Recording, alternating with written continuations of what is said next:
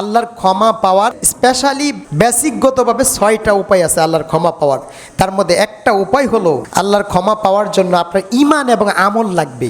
ঈমান যদি না থাকে, আমল যদি না থাকে, এমনি এমনি ক্ষমা পেয়ে যাবেন, আল্লাহ মাফ করে দিবে, গুনাহ খাতা করি, অসুবিধা কি, আল্লাহ তো ক্ষমাশীল, মাফ করে দিবে। বিষয়টা আবার এত সহজ না, লাগবে কিছু শর্ত পূরণ করতে হবে। প্রত্যেকটা জিনিসের নিচে লেখা থাকে না শর্ত প্রযোজ্য। শর্ত 1 নম্বর শর্ত হলো ঈমান থাকতে হবে, আমল থাকতে হবে। সূরা ফাতিহা 48 নম্বর সূরা 29 নং আয়াত, নিশ্চয়ই যারা ঈমান আনবে এবং আমলে সলিহা করবে তাদের জন্য রয়েছে ক্ষমা এবং তাদের জন্য রয়েছে প্রতিদান। দেখুন, একজন মানুষ যখন গুনাহ করে, হাদিসটা দেখি, ইন্নাল আবদা ইযা আসাবা যামবান, আল্লাহ রাসূল সাল্লাল্লাহু আলাইহি সাল্লাম বলছেন, যখন একজন মানুষ গুনাহ করে, গুনাহ করার পরে যদি সে চিন্তা করে আল্লাহ আমি এই গুনাহটা করে ফেলেছি, আল্লাহ যদি আমাকে পাকড়াও করে, তখন আল্লাহর কাছে মাগফিরাত চায়, আল্লাহর কাছে ক্ষমা চায়।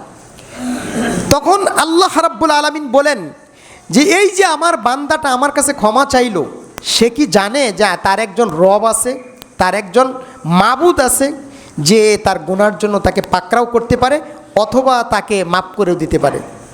এটা কি জেনে সে বলছে? জেনে যদি বলে থাকে আমার কাছে ক্ষমা চাই, আমি তাকে মাফ করে দিলাম।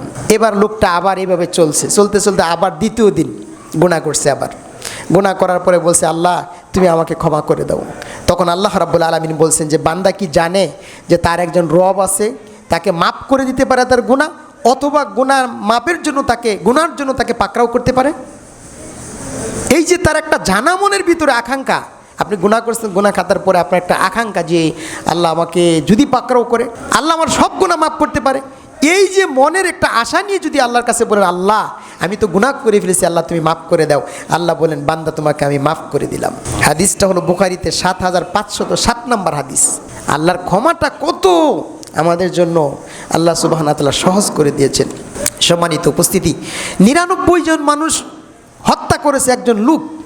99 জন মানুষকে হত্যা করার পরে তার মনের ভিতরে একটা আকাঙ্ক্ষা জাগলো সে ভালো হয়ে যাবে।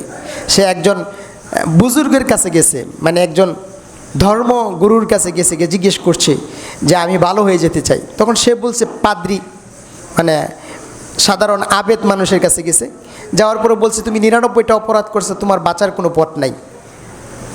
সে লোক বুঝতে পেরেছে যে আমার বাঁচার তো কোনো পথ নাই, তে সেঞ্চুরি করে ফেলি। আরেকজনকে হত্যা করে 100 ফিল আপ করে ফেলেছে।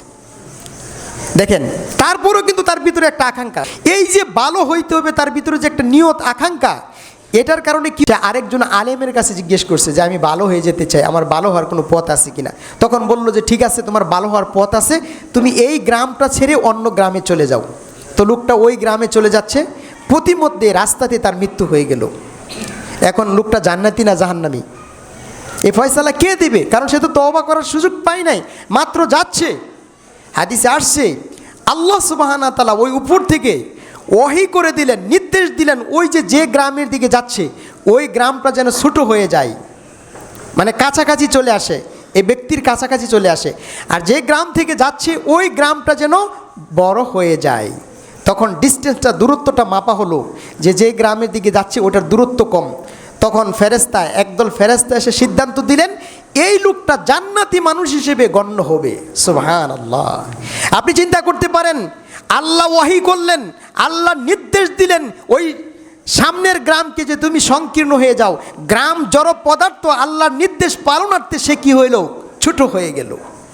তাহলে একটা জড় পদার্থ জিনিসটাও আল্লাহর হুকুম পালন করে, হ্যাঁ? আর মানুষ সৃষ্টিজীব, মানুষ আল্লাহর বিধানগুলো পালন করার প্রতি তার আগ্রহ থাকে না, আকাঙ্ক্ষা থাকে না। সম্মানিত উপস্থিতি, আমি যে কথাটা বোঝাতে যাচ্ছি, আল্লাহ যদি মানুষকে মাফ না করেন বিশৃঙ্খলা আরও বেশি বাড়বে। আচ্ছা, এই যে মানুষ যে অপরাধ করে, এগুলো যদি আল্লাহ মাফ না করেন তাহলে অপরাধ কিন্তু দিন দিন বাড়বে আরও। তো ওই 99টা লোক প্রথম বুঝছে যে আমার মাপ বাঁচার কোনো পথ নাই, আরেকটা মেরে ফেলছে, 100 করে ফেলছে। পরের লোকের কাছে জিজ্ঞেস করছে যে বাঁচার পথ আছে, সে অপরাধ থেকে বেঁচে আল্লাহর কাছে মাপ চাইছে। দেখেন আল্লাহ সুবহানাহু ওয়া তাআলা মানুষের গুনাহ খাতা মাপের জন্য কত সিস্টেম রাখছেন। সম্মানিত উপস্থিতি, এজন্য আসুন আল্লাহর প্রতি আমরা যেন এই রমজান মাসে আল্লাহর কাছে ঈমান, 1 নম্বর হলো ঈমান এবং আমল, এর মাধ্যমে আমাদের গুনাহ খাতাগুলো মাফ করতে পারবো। আজকে আমাদের ঈমান কতটুকু দুর্বল দেখেন। আমার ভিতরে যে গুনাহ আছে, গুনাহ যে মাপ চাইতে হবে, মাপ চাওয়া দরকার, আল্লাহ ক্ষমা করেন, ক্ষমা করতে হবে, এই অনুভূতিটুকু আমরা হারিয়ে ফেলেছি। আমাদের এই আকাঙ্ক্ষাটা ভিতরে জাগে না, মানে আমাদের অন্তরটা কি হয়ে গেছে জানেন? পাথরের মতো হয়ে গেছে, আসাদ্দু মিনাল কাসওয়া, পাথরের চাইতে শক্ত হয়েছে, মন গলে না। অথচ আমাদের সোনালী যুগের একজন মহিলা, গামিদিয়া গোত্রের একজন মহিলা রাসূলুল্লাহ সাল্লাল্লাহু আলাইহি সাল্লামের কাছে এসে বলছেন, ইয়া রাসূলুল্লাহ, এই যে আমি জিনা করেছি দেখতে পাচ্ছেন, এই আমার পেটের ভিতরে জিনার বাচ্চা আছে, আপনি আমাকে হদ কায়েম করে শাস্তি প্রয়োগ করে আমাকে পুত পবিত্র করেন। তখন আল্লাহ রাসূল সাল্লাল্লাহু আলাইহি সাল্লাম বললেন যে তোমার পেটে বাচ্চা আছে, তুমি তোমার বাচ্চা প্রসব করে তারপরে আসবে, তারপরে তোমার উপরে শাস্তি প্রয়োগ করা হবে। তখন ওই মহিলা বাচ্চা প্রসব করার পরে আল্লাহ রসুলের কাছে আসলো।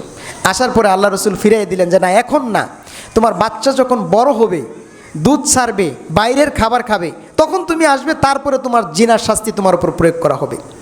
তখন লাস্টে ওই মহিলা যখন প্রথমবার দ্বিতীয়বার ফেরত গেলেন, লাস্টে শেষে তিনি নিজেকে রাসূলের কাছে বিশ্বস্ততা করার জন্য, অপরাধমুক্ত হওয়ার জন্য, হাদিসে এসেছে ওই যে তার শিশু, যে ওই শিশুর মুখে বাইরের শুকনা খাবার নিয়ে আসলেন, মুখের মধ্যে খাবার ধরিয়ে নিয়ে আল্লাহ রসুলের কাছে এসলেন। এসে বললেন, ইয়া রাসূলুল্লাহ, এই যে দেখেন আমার বাচ্চা দুধ ছেড়ে দিয়েছে, আমার বুকের দুধ আর পান করে না, বাইরের খাবার খায়, এই যে দেখতে পাচ্ছেন মুখের মধ্যে শুকনা রুটি বিস্কুট। আল্লাহ রসুলের কাছে আসলেন। আল্লাহ রসুল সাল্লাল্লাহু আলাইহি সাল্লাম তার উপর জিনার শাস্তিকে প্রয়োগ করলেন। সম্মানিত উপস্থিতি, দেখেন তারা অপরাধ মুক্ত হওয়ার জন্য তাদের যে একটা আকাঙ্ক্ষা ছিল, আমাদের সোনালী যুগের মানুষরা কোন শক্তি তাদেরকে অপরাধ মুক্ত হওয়ার জন্য এত চেষ্টা, এত আকাঙ্ক্ষা ছিল, সেটা হলো ইমানি পাওয়ার, ভিতরের একটা শক্তি, ইমান। কারণ সে চিন্তা করছে, যদি আল্লাহ এই দুনিয়ার থেকে যদি আমি গুনাহমুক্ত না হয়ে যাই, পরকালে যদি আল্লাহ পাকড়াও করেন, তো দুনিয়ার শাস্তি তো পরকালের শাস্তির চাইতে অনেক হালকা, এখানে শাস্তিযুক্ত হয়ে যায়, পরকালে শাস্তিমুক্ত হয়ে যাব, এইভাবে চিন্তা করছেন। আল্লাহ তাআলা যেন আমাদেরকে এইরকম ইমান রাখার তৌফিক দান করুক, আল্লাহুম্মা আমিন।